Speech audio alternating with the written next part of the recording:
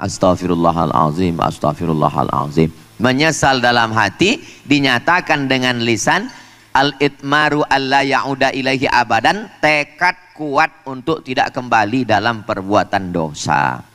3 syarat taubat diterima. Lalu tandanya apa orang itu taubatnya diterima? Dari mulai bakhil, bin medit, bin kikir, bin pelit, menjadi orang yang murah hati dan dermawan. Itu salah satu taubat diterima. Betul Ustadz. Dulu suami saya itu pelit Pak Ustadz. Sekarang alhamdulillah Pak Ustadz. Dulu sebelum taubat, sebelum ngaji, sebelum dengar kajian Ustadz Salim dengan Ustadz Lukman, Ustadz Somad, itu kalau sholat Jumat cuman bawa 4.000, 2.000 parkir, 2.000 masjid. Itu pun kalau nggak pipis. Kalau pipis masjid nggak dapat. Sekarang setelah ikut ngaji 2.500 Pak Ustadz. Ada peningkatan. Dulu orangnya marah-marah Pak Ustadz, ngamuk-ngamuk Pak Ustadz.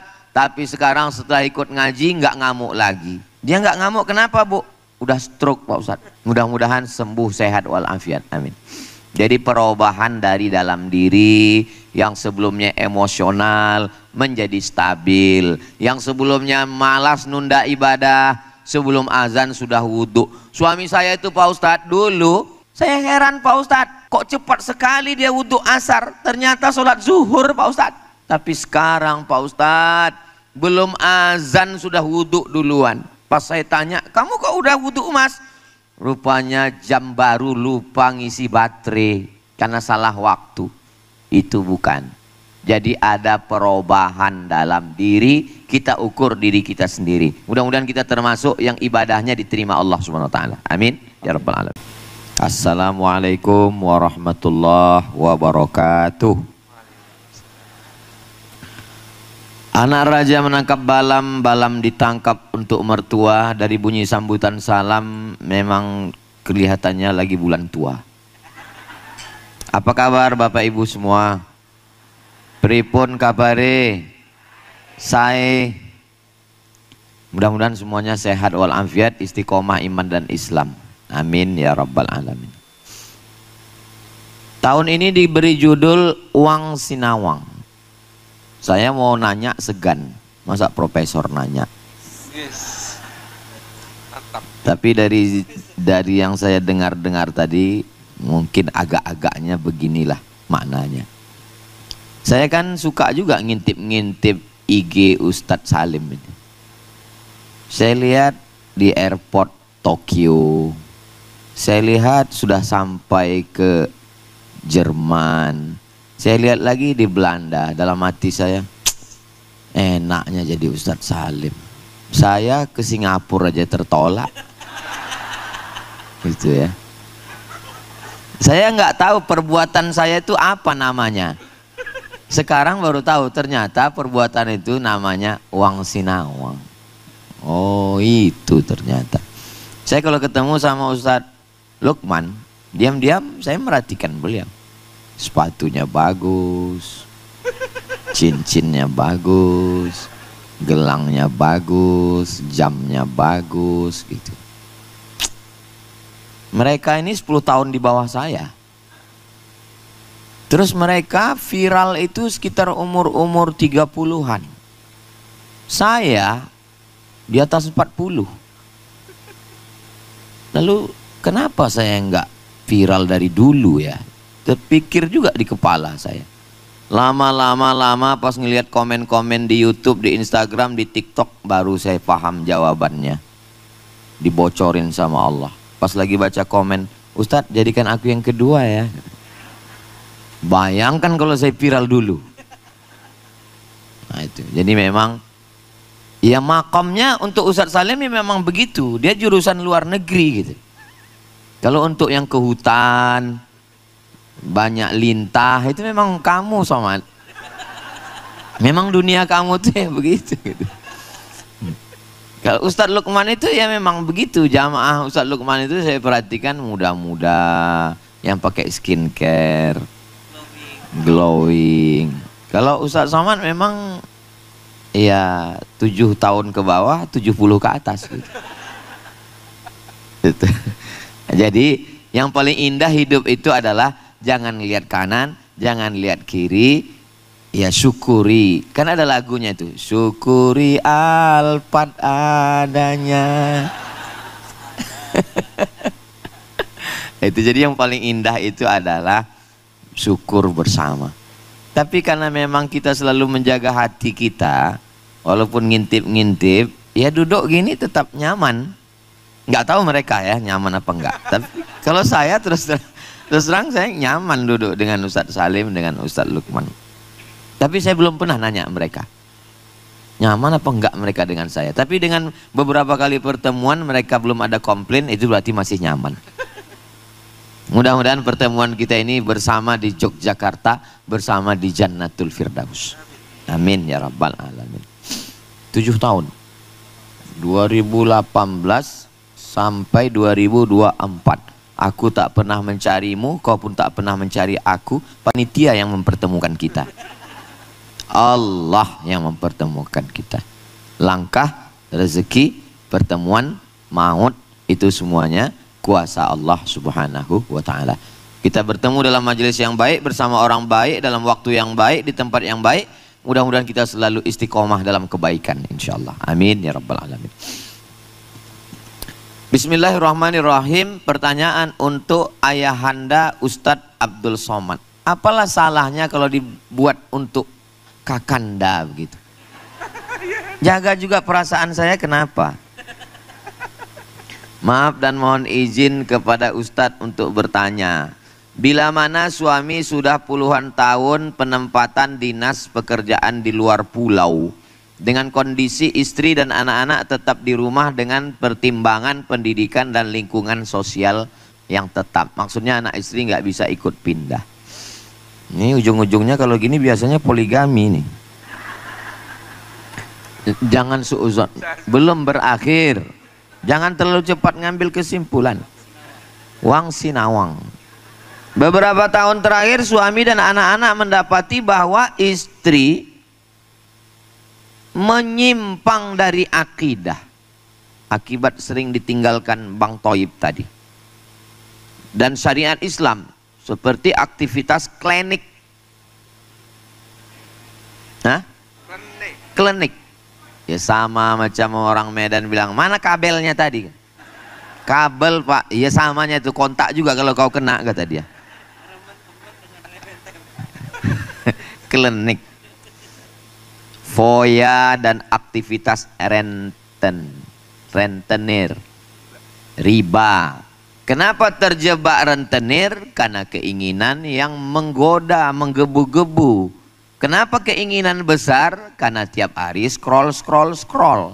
Kenapa scroll terus? Karena kurang perhatian, suami jauh. Maka bapak yang di rumah jangan bapak scroll juga, perhatikan istri. Juga ditambah lagi pinjol. Iya, kebutuhan besar, maka ditopang oleh pinjaman online. Uang kurang, judi online. 690 triliun perputaran uang dalam online. Mainnya game online, judinya judi online, pasangannya seks online, tapi neraka jahanamnya offline. Yang sudah di luar kemampuan keluarga untuk melunasinya. Sudah diberi peringatan keras beberapa tahun ini, tapi tidak berubah. Ini pertanyaan apa curhat? Yang kami tanyakan, siji, apakah salah jika suami dengan dukungan anak-anak memberikan talak kepada istri? Oh, tidak secepat itu, Besti. Ada 4 langkah, 4 step. Pertama, fa'izuhunna, kasih nasihat. Kenapa kamu main pinjaman online? Kenapa kamu belanja sudah tahu kebutuhan kurang? Gara-gara kamu mas, kenapa tinggalkan kami pergi ke pulau sana? Ini juga untuk kebahagiaan kamu. Oke, kalau gitu kita adakan perubahan. Fa'izuhunna, kasih nasihat. Nggak mempan nasihat, langkah kedua, wahjuruhunna fil madaji', pisah tempat tidur. Kalau kamu nggak berubah, maka kita pisah tempat tidur. Selama ini memang kan kita memang pisah. Saya begini ini kan karena kamu tinggalkan ke pulau kan? Iya juga ya. Yang ketiga, nggak mempan nasihat. Wadribuhun, ini nggak bisa dipakai. Karena kalau ini dipakai, pukullah mereka, lalu bapak tempeleng, dia ngelapor ke Pak Kapolsek, polseknya nanya, siapa yang mukul? Suami. Suami ditanya, kenapa kamu pukul? Pesan Ustadz Somad. Saya kena. Ini yang ketiga nggak bisa. Masuk langkah yang keempat. Fab'atsu hakaman min ahlihi wa hakaman min ahliha. Kirimlah utusan dari pihak suami dan utusan dari pihak istri, namanya mediasi. Yang dikirim mediator. Karena mereka berdua sudah tidak bisa dipertemukan karena sudah jadi Tom and Jerry. Iyurida islahan yuwaffiqillahu bainahuma. Kalau memang mereka mau islah bersama, berdamai, Allah akan mempertautkan hati mereka. Tapi kalau sudah tidak bisa dipertemukan lagi, barulah masuk langkah yang kelima, namanya talak 1.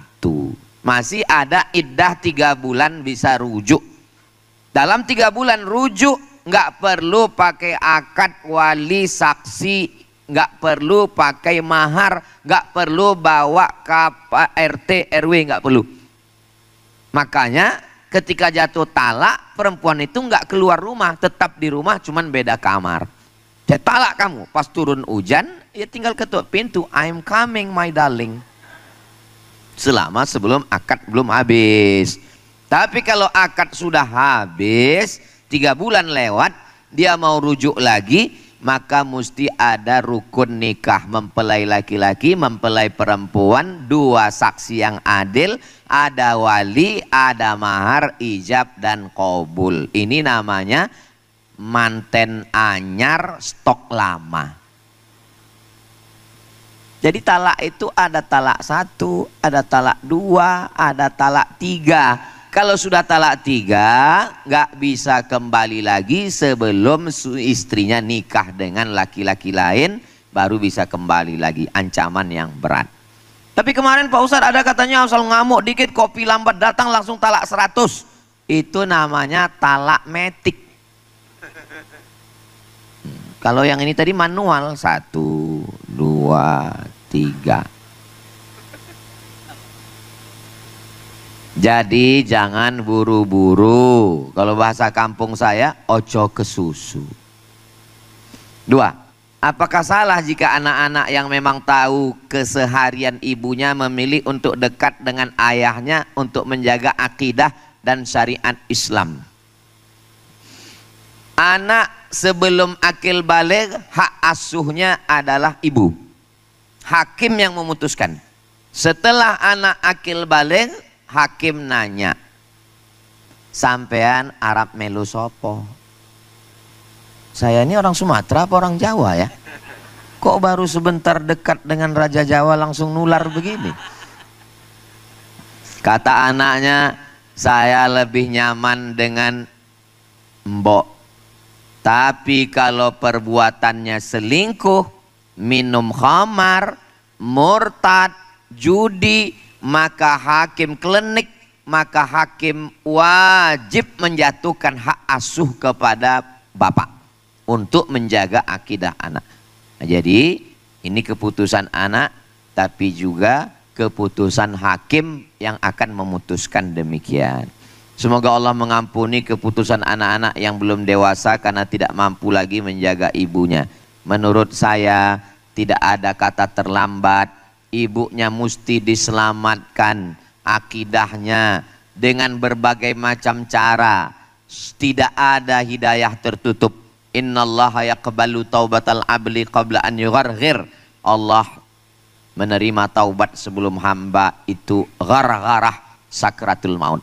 Nanti di akhir majelis kita sama berdoa, mudah-mudahan Allah berikan hidayah. Kalau na'udzubillah sudah keluar kembali ke dalam agama Islam, mudah-mudahan keluarga kita semuanya sakinah, mawaddah, warahmah. Catatan, mohon doanya kami berniat mendirikan rumah Quran di kampung kami. Insya Allah barokah. Tapi untuk peletakan batu pertama tolong jangan saya, karena banyak batunya nggak nambah-nambah. Alhamdulillah tanah sudah Allah kabulkan, tinggal nunggu rezeki pembangunan. Ya Allah, bukakan pintu rezeki supaya jadi rumah Quran ini insya Allah. Amin ya rabbal alamin. Assalamualaikum Ustaz Somad. Waalaikumsalam. Mohon pencerahannya, apakah tanda-tanda dari orang yang taubatnya diterima? Seringkali ibadah diterima ditandai dengan tanda fisik. Siapa yang hajinya mabrur, maka pulang dari Makkah badannya subur, wajahnya putih. Ternyata saya pulang dari Makkah makin hitam, makin kurus. Lalu jamaah mulai berbisik, kayaknya Haji Mardut. Kalaulah tanda fisik, nanti ada orang pulang dari Makkah badannya sehat, wajahnya putih, pas ditanya kawan satu hotel, ternyata selama di Makkah nggak pernah ke Masjidil Haram, sholat di kamar. Jadi tanda-tanda memang sengaja dirahasiakan Allah. Buka tafsir Abul Fida Ismail Ibnu Katsir, namanya tafsir Al-Quranil Azim, dalam muqaddimah surat Inna Anzalnahu fi Lailatul Qadar. Allah merahasiakan tidak ada yang tahu siapa dapat Lailatul Qadar. Allah rahasiakan nggak ada yang tahu siapa dapat haji mabrur. Allah rahasiakan nggak ada yang tahu siapa dapat sholat wusta. Allah rahasiakan tidak ada yang tahu siapa dapat taubat nasuha. Supaya apa? Supaya kita senantiasa khauf dan roja. Khauf artinya takut, cemas, khawatir. Roja senantiasa berharap. Saya khawatir mungkin haji saya belum mabrur. Saya khawatir mungkin saya belum dapat Lailatul Qadar. Saya khawatir mungkin taubat saya belum diterima Allah. Dengan kekhawatiran itu saya tetap berharap kepada Allah. Mudah-mudahan kita semuanya diterima taubat nasuha insyaallah. Tapi tanda-tandanya ada. Apa tandanya?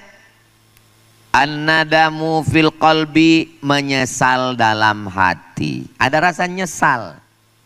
Sekarang banyak saya ketemu orang hijrah taubat, tapi dari ngomongnya itu kelihatan nggak nyesal. Ustadz, saya ini dulu Pak Ustadz sudah minum semua minuman. Ini nyesal apa bangga? Menyesal dalam hati.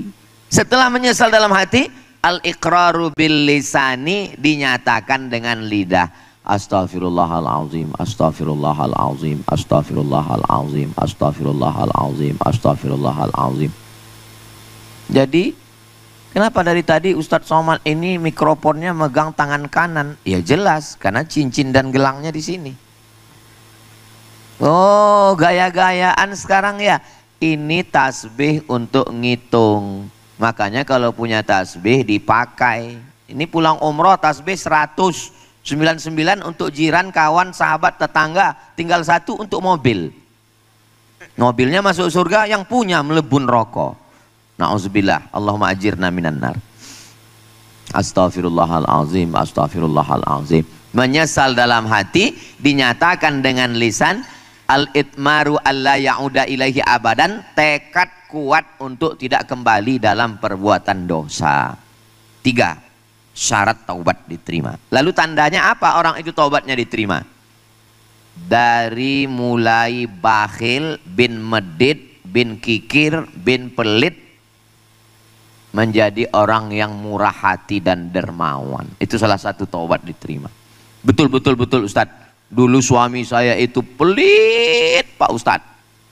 Sekarang alhamdulillah Pak Ustadz. Dulu sebelum taubat, sebelum ngaji, sebelum dengar kajian Ustadz Salim dengan Ustadz Lukman, Ustadz Somad, itu kalau sholat Jumat cuma bawa 4.000, 2.000 parkir, 2.000 masjid. Itu pun kalau nggak pipis. Kalau pipis masjid nggak dapat. Sekarang setelah ikut ngaji 2.500 Pak Ustadz. Ada peningkatan. Dulu orangnya marah-marah Pak Ustadz, ngamuk-ngamuk Pak Ustadz. Tapi sekarang setelah ikut ngaji nggak ngamuk lagi. Dia nggak ngamuk kenapa Bu? Udah stroke Pak Ustadz. Mudah-mudahan sembuh sehat walafiat. Amin. Jadi perubahan dari dalam diri, yang sebelumnya emosional menjadi stabil, yang sebelumnya malas nunda ibadah sebelum azan sudah wudhu. Suami saya itu Pak Ustadz dulu, saya heran Pak Ustadz, kok cepat sekali dia wudhu asar, ternyata sholat zuhur Pak Ustadz. Tapi sekarang Pak Ustadz, belum azan sudah wudhu duluan. Pas saya tanya, kamu kok udah wudhu Mas? Rupanya jam baru lupa ngisi baterai karena salah waktu. Itu bukan. Jadi ada perubahan dalam diri, kita ukur diri kita sendiri. Mudah-mudahan kita termasuk yang ibadahnya diterima Allah Subhanahu wa taala. Amin ya rabbal alamin. Apakah kita bisa merasakannya? Ya, ada tanda-tandanya. Perubahan dalam diri menjadi lebih soleh, lebih baik, lebih takut pada Allah, lebih tawadu, lebih rendah hati, lebih qanaah, lebih merasa cukup, lebih ingat Allah, lebih ingat mati, lebih dermawan, lebih sabar. Kertas terakhir. Pertanyaan Bapak Ibu ini semua aman terpelihara karena kertasnya akan saya simpan di kantong saya bawa pulang ke Riau. Garansi. Assalamualaikum Ustadz. Waalaikumsalam warahmatullahi wabarakatuh. Salam hormat, hormat juga. Bagaimana hukum tulisan kaligrafi Al-Quran yang ada pada dinding rumah, dinding masjid, mata uang dinar? Apakah betul dilarang padahal kita tahu bahwa kaligrafi adalah suatu seni dalam penulisan Al-Quran yang bisa menjadi syiar agama Islam?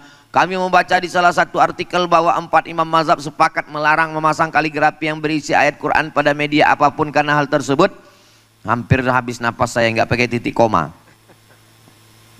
Ada ulama besar Al-Azhar Mesir ngajar 15 tahun di Makkah, diundang pemerintah Saudi Arabia.